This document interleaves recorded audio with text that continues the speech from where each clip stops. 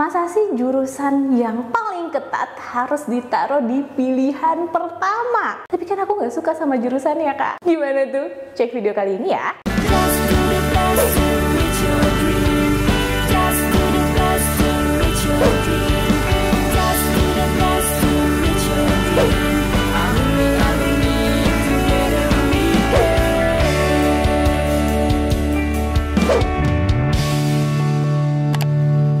Kapan lagi kamu bisa ikutan tryout UTBK gratis di GP Media kalau bukan sekarang? Ikuti syaratnya dan kirim bukti screenshot di gpmedia.id ya, jangan sampai ketinggalan. Buat kalian yang lagi cari tryout SNMPT dan ujian mandiri untuk masuk PTN, kita punya solusinya. GP Media menyediakan tryout SNMPT dan ujian mandiri untuk beberapa PTN ternama di Indonesia. Mulai dari harga 10.000, kalian sudah dapat ribuan soal prediksi, video pembahasan, dan ada kelas online juga loh. Yuk daftar sekarang!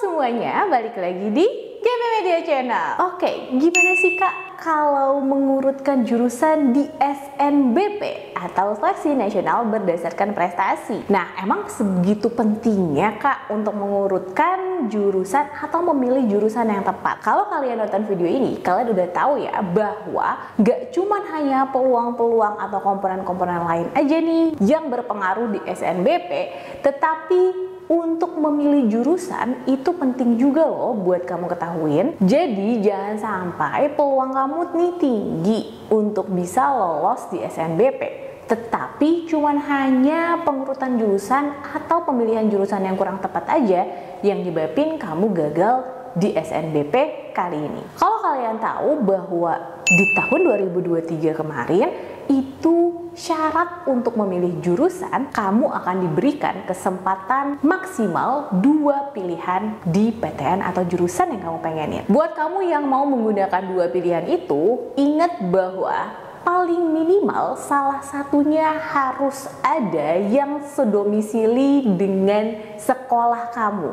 Jadi kamu harus memilih PTN yang minimal salah satunya itu sedomisili dengan sekolah kamu. Kecuali kalau kamu hanya memilih satu pilihan aja, kamu bisa memilih satu pilihan itu yang PTN-nya di luar domisili sekolah kamu. Jadi kamu hanya pakai satu pilihan aja. Tapi kalau kamu pakai 2 pilihan, ingat harus ada syarat itu ya. Jadi Kak, bagaimana sih kira-kira untuk melakukan langkah awal dalam pemilihan jurusan yang tepat? Di awal-awal, kamu tuh tetap harus menentukan passion kamu apa. Keinginan kamu tuh gimana sih? Kamu maunya apa? Tapi kalau masih bingung, gimana tuh Kak? Nah, kamu bisa mengikuti beberapa tes kepribadian atau beberapa tes talent mapping atau MBTI nih. Dari tes itu, kamu bisa tahu karakteristik kamu sebenarnya cenderung ke jurusan apa. Dari situ bisa tuh dikembangkan. Dari karakteristik dan kepribadian kamu juga bisa jadi menentukan passion kamu atau keinginan terbesar kamu tuh ke jurusan yang mana. Jadi yang paling pertama, tentukan dulu keinginan terbesar kamu. Kemudian yang kedua nih, masuk ke dalam persyaratan dari SNBP, yaitu mata pelajaran pendukung. Teman-teman udah pada tahu semua ya, mata pelajaran pendukung adalah mata pelajaran yang sesuai dengan jurusan yang kamu ambil nantinya. Kalau misalkan kamu udah tertarik banget pengen masuk jurusan teknik, berarti dari awal nilai-nilai fisika kamu itu harus lebih tinggi nih daripada mata pelajaran lain. Jadi kamu cukup fokusin aja mata pelajaran yang memang sesuai dengan jurusan yang kamu ambil nantinya. Ingat bahwa nilai tersebut diusahakan selalu naik ya dari semester 1 sampai semester 5, karena itu yang akan dilihat dari keseluruhan nilai rapot kalian. Terus gimana kalau ternyata nilai mata pelajaran pendukungnya itu kok nggak sesuai sama jurusan yang kamu pengen? Nah, ini pengalaman aja ya, cerita salah satu murid kakak. Dia itu udah pengen banget nih masuk teknik, tapi ternyata nilai biologinya dia lebih tinggi daripada nilai fisikanya. Padahal dia pengen banget masuk teknik. Akhirnya dia itu sampai ke guru sekolahnya, ke guru biologi di sekolahnya, minta nilainya diturunin sama guru itu. biar yang lebih dominan itu nilai fisika, sampai kayak gitu. Dan orang tuanya itu sampai bingung gitu ya, kok anaknya sampai kayak gitu padahal dia nilainya tinggi gitu. Jadi buat teman-teman, kalau misalkan ternyata nih nilai-nilai kalian itu kok nggak sesuai sama ekspektasi kalian, artinya kamu bisa aja ngambil teknik yang berhubungan dengan biologi, misalkan kayak teknik pertanian atau juga teknik biomedis nih, yang memang ada fisikanya lebih tinggi dan ada nilai biologinya juga yang tinggi di situ. Jadi nggak mesti kamu fokusin ke satu mata pelajaran aja. Kalau memang ternyata kamu ada mata pelajaran lain juga nih yang mendukung nilai-nilai kamu untuk lebih tinggi daripada mata pelajaran lainnya, kamu bisa jadikan acuan itu untuk memilih jurusan yang sesuai dengan mata pelajaran tersebut. Jadi kamu nggak perlu khawatir ya kalau ternyata nilai kamu tuh lebih tinggi. Kamu bisa mensiasatinya dengan jurusan-jurusan yang sesuai dengan mata pelajaran pendukung tersebut. Selain itu, kalian juga harus tahu bahwa di SNBP berarti berdasarkan prestasi, di mana perlu tuh adanya prestasi-prestasi lain selain nilai akademik kamu, yaitu perlombaan. Nah, untuk perlombaan sendiri sebenarnya bebas sih, tapi diharapkan perlombaan-perlombaan itu sesuai dengan jurusan yang kamu mau juga. Jangan sampai kamu memilih jurusan hukum tapi kamu ikut lomba OSN biologi gitu. Memang jauh banget nih relevansinya. Tapi ada juga ya lomba-lomba umum, misalkan olahraga atau ahli di bidang agama atau lomba-lomba yang sebenarnya tuh umum dan itu bisa dipergunakan untuk menjadi portofolio kamu atau sertifikat tambahan kamu yang bisa kamu masukkan nanti pada saat seleksi SNBP. Jadi kalau kamu sudah mendapatkan faktor-faktor itu, jangan terlalu nekat banget untuk langsung lompat ke jurusan yang gak sesuai nih sama faktor-faktor yang tadi. Jangan sampai kayak, udah deh Kak, aku nekat banget karena nih tiba-tiba diminta sama orang tuaku harusnya ini gitu. Tapi kamu tidak membuat komponen-komponen untuk mengacu pada jurusan yang kamu mau. Nah, kalau kayak gitu, hati-hati. Mendingan mulai dari sekarang buat teman-teman nih masih ada kesempatan karena di semester 5 ini kamu tetap harus mempertahankan nilai-nilai kamu.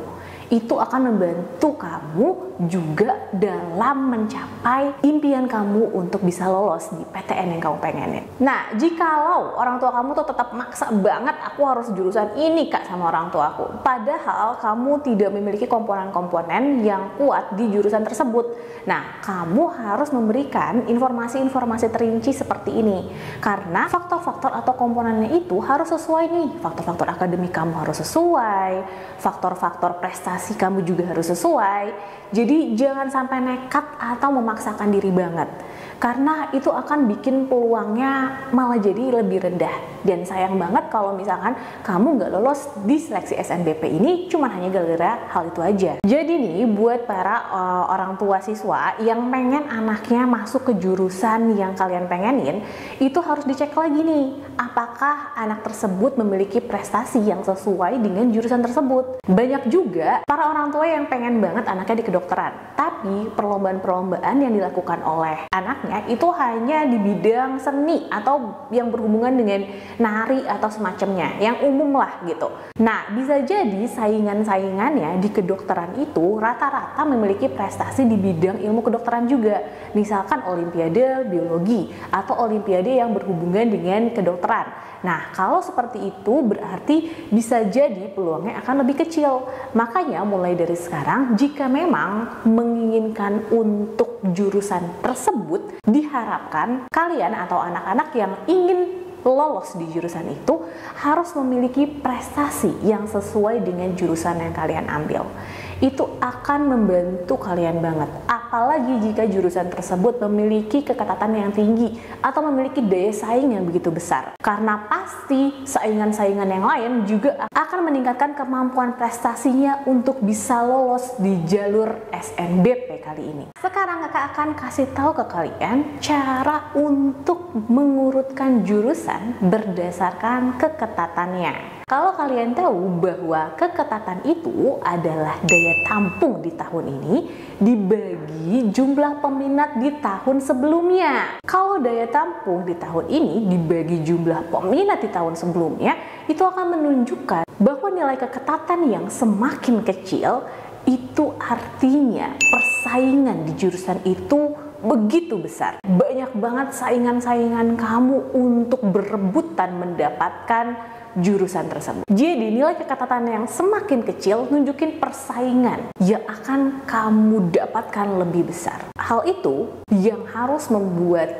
semangat kamu untuk bisa menstrategikan yang tepat. Kakak kasih contoh aja ya, berdasarkan data di tahun 2023 ini. Untuk jurusan kedokteran UI, itu keketatannya sebesar 4,2%. Sedangkan untuk farmasi UI 8,1%. Nah, kamu bisa tuh mengurutkan jurusannya dengan cara taruh yang paling ketat. Kamu pilih kedokteran UI karena nilai keketatannya sebesar 4,2%. Kemudian di pilihan kedua, kamu bisa naruh farmasi UI karena keketatannya 8,1%. Jadi dari sini aja kamu bisa ngeliat ya, kalau kamu pengen masuk di PTN yang sama, di jurusan yang berbeda, kamu bisa memilihnya berdasarkan pengurutan dari nilai keketatan itu. Kamu juga bisa memilih jurusan yang sama tapi PTN-nya beda. Jadi misalnya kamu milih ilmu politik UI, keketatannya 7%. Nah, kamu juga bisa memilih ilmu politik Unsil nih, keketatannya itu 8,67%. Ingat ya,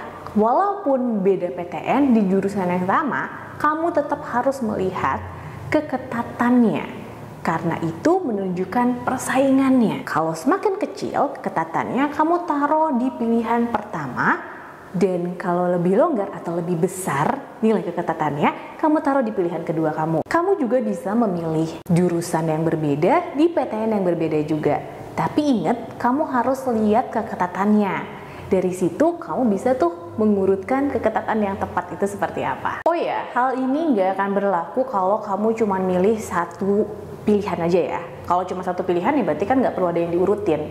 Kamu cuma milih itu doang, ya udah satu, selesai. Di awal kakak sempat nyebutin tentang persyaratan dalam pemilihan jurusan ini, yaitu minimal salah satu dari dua pilihan yang kamu pengen itu harus ada yang satu domisili dengan sekolah kamu. Jadi kamu bisa milih di pilihan pertama ataupun pilihan keduanya, atau bahkan dua-duanya untuk PTN-PTN yang satu domisili sama sekolah kamu. Terus gimana kak kalau sekolah aku ternyata tidak ada PTN sama sekali yang satu domisili? Ingat, satu domisili ini dihitungnya satu provinsi ya. Jadi bukan satu domisili itu satu kecamatan gitu. Dari satu provinsi yang ada di sekolah kamu. Jadi kalau sekolah kamu letaknya di daerah Sumedang, berarti yang dilihat adalah provinsi Jawa Barat. Jadi kamu bisa milih PTN yang satu domisili dengan satu provinsi yang sama dengan sekolah kamu